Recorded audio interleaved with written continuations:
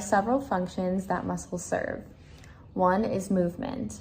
Muscles allow us to move from one place to another, moving bodily contents during digestion, urination, blood circulation, and more. They also aid in communication. Stability is another function.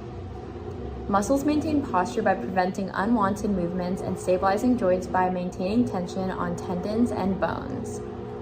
Muscles also control bodily openings and passages. For example, muscles around the mouth aid in speech and ingestion. Muscles provide bodily heat and secrete hormones when exercised.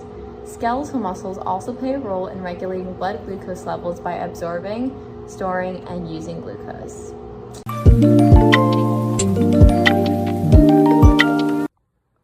Skeletal muscle is made up of muscular tissue, connective tissues, nerves, and blood vessels. The connective tissue layer is from deep to superficial, or endomysium, perimysium, epimysium, and fascia. Endomysium is a thin sleeve of loose connective tissue that goes around each muscle fiber. It allows for blood capillaries and nerve fibers to meet all the muscle fibers. Perimysium is a thick connective tissue layer that wraps muscle fibers in fascicles. Fascicles are usually made up of 20 to 60 muscle fibers. Epimysium is a fibrous layer that goes around the entire muscle. Fascia is a layer of connective tissue that separates adjacent muscles or muscle groups from each other and subcutaneous tissue. Muscles are classified based on theory fascicle orientation. Fusiform muscles are thick in the middle and have fascicles coming together at each tapered end. Parallel muscles have a uniform width and parallel fascicles. Triangular or convergent muscles are fan-shaped. They are broad at one end and have fascicles coming together on the narrower end. Pinnate muscles are feather-shaped and have fascicles that insert obliquely on the tendon that run the length of the muscle. They are unipinnate, bipinnate, and multipinnate muscles. Circular muscles, or sphincters, have fascicles that are in rings. Did you know that your bones are alive? That's right. With every step, your bones rebuild and renew. That's where Rebone comes in. Packed with calcium, vitamin D, and magnesium, Rebone fuels your body to make remodeling easy, balancing breakdown and rebuilding. No matter what activities you do, Rebone will support remodeling for your body type. Wolff's Law of Bones is that form follows function. So our products ensure that gymnasts will have dense bones that can withstand harsh landings. And if you prefer the pool, swimmers will have less dense bone because they do not need to bear compressional forces.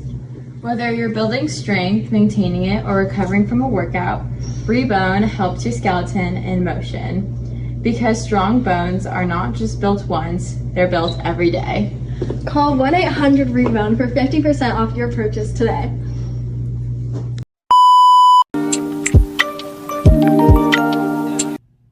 Muscles can be directly or indirectly attached to bones. In a direct attachment, there is such little separation between a muscle and bone that muscle tissues appear to come directly from the bone. An example of this is the brachialis. In an indirect attachment, the muscle ends short of a bone and the gaps between the two are bridged via a tendon. An example of this is the biceps brachii. Most muscles span at least one joint and attach to a different bone at each end. The stationary end of an attachment is called the origin, and the moving end of the attachment is the insertion. An intrinsic muscle is any muscle that originates and inserts within the same body part. An extrinsic muscle is a muscle that originates outside of the structure that they act on. An agonist is the muscle that creates most of the force during a movement. An example of this is the brachialis. A synergist is the muscle that helps the agonist.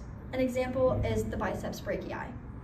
An antagonist goes against the agonist. An example is if the triceps brachii is the agonist, the brachialis will be the antagonist. And a fixator muscle keeps a bone from moving. An example is the deltoid, which stabilizes the shoulder joint during movements like the bicep curl. Innervation refers to the nerve that supplies the muscle.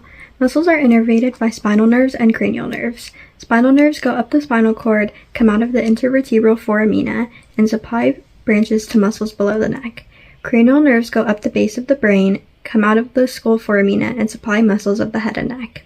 The muscular system requires a large amount of energy and therefore receives a large amount of blood flow, which delivers oxygen and nutrients.